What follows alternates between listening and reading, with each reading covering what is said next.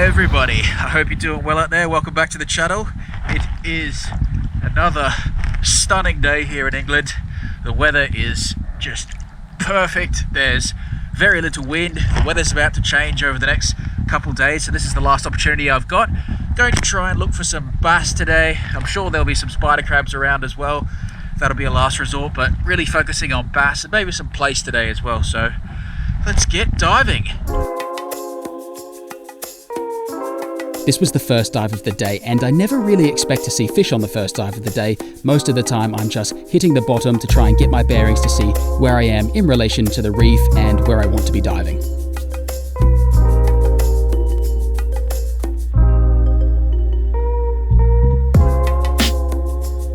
It quickly became apparent that I was in the right area.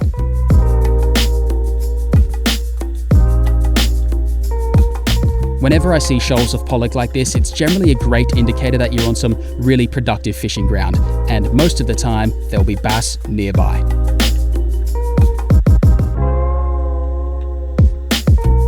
I head to the surface and use my anchored float as a reference to gauge where I am in the water, and I head a little bit closer to where they were coming from, which is where I suspect the edge of the reef is.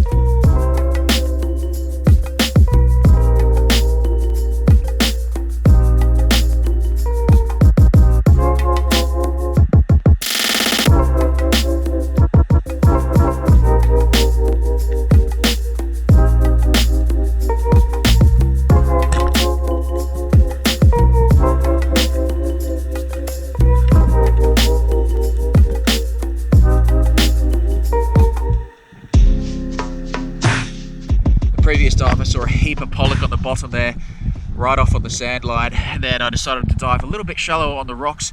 The pollock was sitting off the rocks there, and then I saw two bass come through the school. This one looked the biggest, only a small school fish, around a kilo. It's 480 mil, bit similar to the one I shot the other day, but time to look for something else. You can actually shoot two bass in the UK this year, which is pretty amazing because I've never actually lived here and been able to shoot two, so maybe I might get my first photo with two bass in it today. Who knows, but good start to the day, and goodness me, look at the conditions. It's just like a duck pond out here. England is seriously underrated as a diving location. I'm convinced. It's easy, it's shallow, it's flat, there's so much diversity here. Pretty spot on. This little fish here is called a top knot. It's a species of flatfish, one of the smaller species in the UK actually. This is actually the first one I've ever seen in the water. The only other time I've seen them is when they come out of the stomach contents of a big bass. It wasn't just pollock and bass in this area.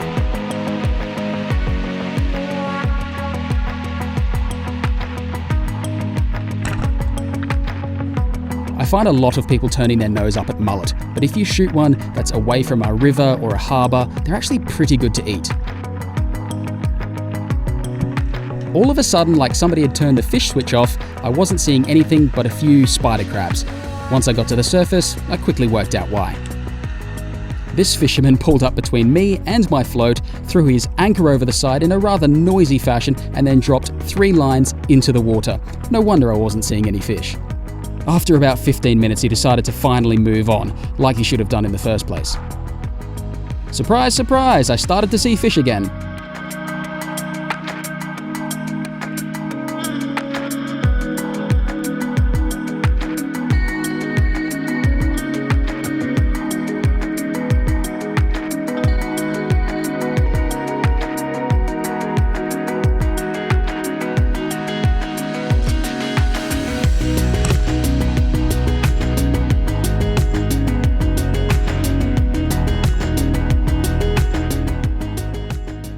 Went super quiet there while that fisherman was just basically fishing straight on top of me. Didn't see many fish at all, but he's buggered off now, thankfully, and the fish came back. Saw the school of pollock, knew there'd probably be a bass in it amongst them. Another nice fish, pretty much exactly the same size as the last one, about a kilo, 480 mil. Legal size here is 42 centimeters, so she's well in this one. That's my limit of bass for the day. I saw some pollock I could have shot today, but I shot one a couple days ago, so you know, I've got one in the fridge, so I need to shoot another one of those. But check out that clip, it was actually pretty cool, off Dorset, I went for a dive down there. Thousands of wrasse. It was pretty cool. Check it out.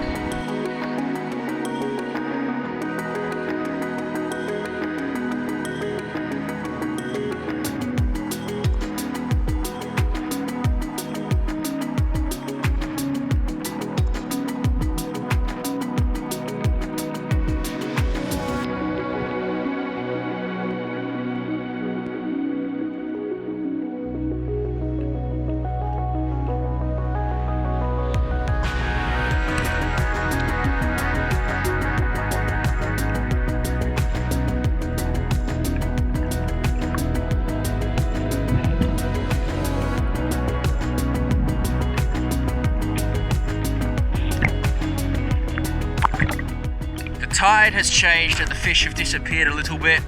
Visibility's dropping, so I think I might make my way in.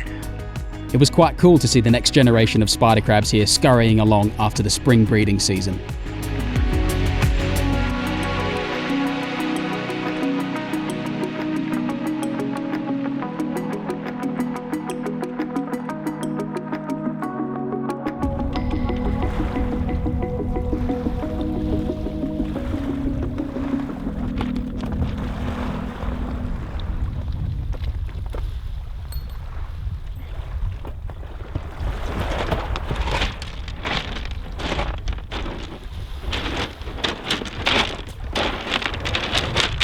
Couple nice bass, nice big mullet, pretty stoked on that. Good little shore dive. With this bass here, I'm going to do a crispy skin with salsa verde, so I'm going to scale it and then I'll take the fillets off when I get home. This one here, I'm going to cook whole, so I'll just gut that, leave the scales on. I can take them off later if I want to. Mullet, I'm just going to gut that so it doesn't spoil on the way home.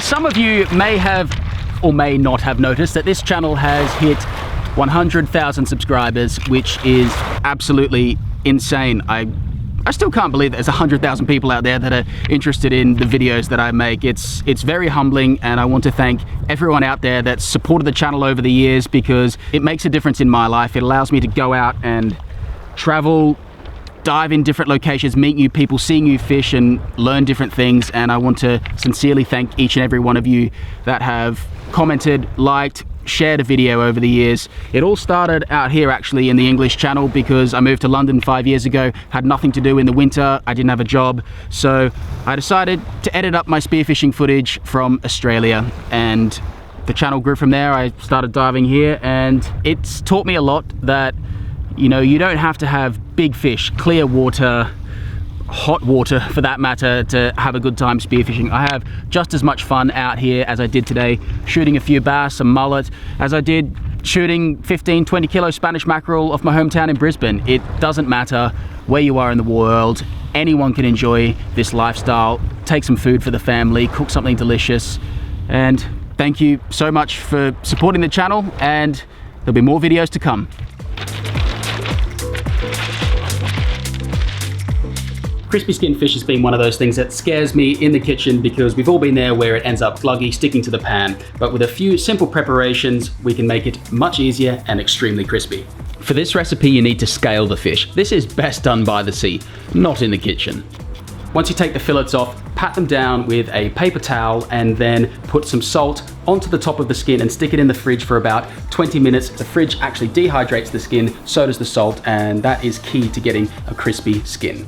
What really kicks this dish off is the salsa verde, and I have to thank Andrew Gom for his recommendation on this. I had no idea what it was until a few years ago. Finally got around to trying it. It's very simple. It consists of mint, parsley, basil, gherkin, capers, garlic, some Dijon mustard, and a little bit of red wine vinegar. There is recipes out there that use anchovies in it as well, but I just stick to the vegetarian version. Once all the greenery is chopped up, good splash of olive oil, salt, Dijon mustard, hint of red wine vinegar, and give that a mix. That's the finished salsa verde. Really fresh, really salty, really tangy. quite nice to go with fish or any other white meat really. You can stick it with chicken as well. I'll pop that in the fridge and get the bass fillets out of the fridge. You can see here that the salt has drawn a lot of moisture out of the skin, and it's tempting just to wipe that off with a paper towel, but there's a little bit of a trick with a knife you can do to make it even drier. You want to find the direction that the scales lay flat and then gently run your knife across it like that, and you can see all that moisture is coming straight off that skin there, and you can see it building up here. Get it all the way to the end of the fish here. You can just wipe that off with a bit of kitchen roll. And that skin there is super dry, and there's one last step before we cook it. Now all we need to do is take a really sharp knife and score the skin. This prevents it curling up as soon as it hits the hot pan. If you just pinch it like a piece of skin, like your belly roll for instance, and then just run your sharp knife up, scoring it every maybe centimeter.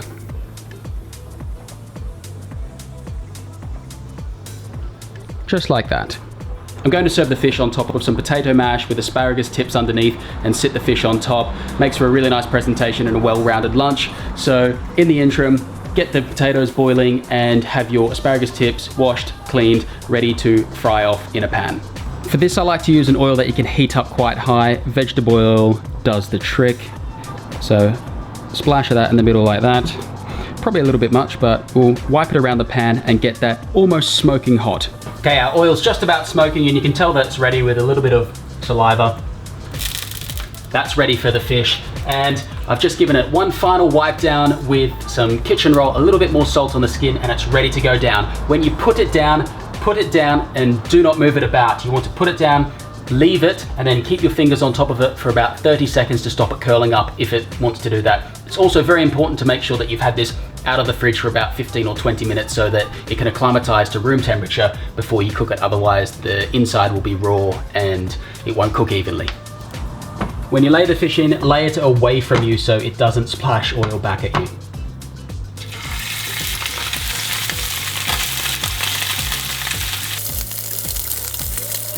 That's the sound you want.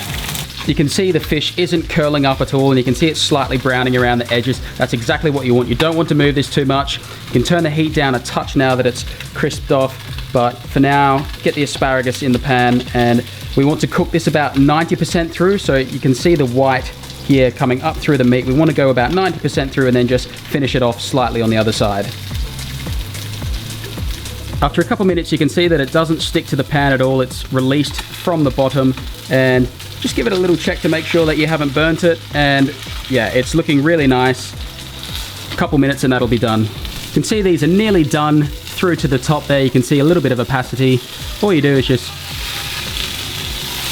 flip that over and look at how beautiful that looks. You can see that it's crispy and sizzling. You can hear it, and that'll take about a minute. You can take the pan off the heat now, and that'll cook and finish very easily.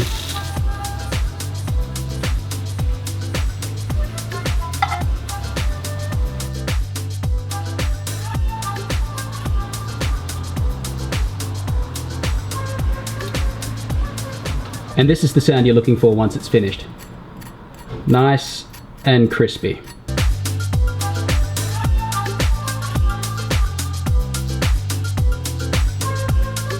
This here is the final dish. We have our buttermilk potatoes on the bottom, charred asparagus underneath, and our crispy skin bass on the top with salsa verde. Let's give this a taste. Apologies for going slightly ASMR there, but you can actually hear that crunch, and that skin is like a crisp that you eat out of a packet. It is perfect. So don't be afraid to try crispy skin. It's something new that I was afraid of in the kitchen for a very long time because I stuffed it up so many times, but if you get that skin really dehydrated, works out every time. That's it for this video, guys. I'm going to go enjoy my lunch in the sun with my wife. If you're looking for a drink to pair with this dish, I recommend the Whispering Angel Rosé. You can get it at Waitrose and a few independent bottle stores. It's really spot on, especially chilled on a hot day like today. Thanks very much for watching, guys. If you liked it, give it a thumbs up, subscribe if you aren't already, and I'll see you on the next one.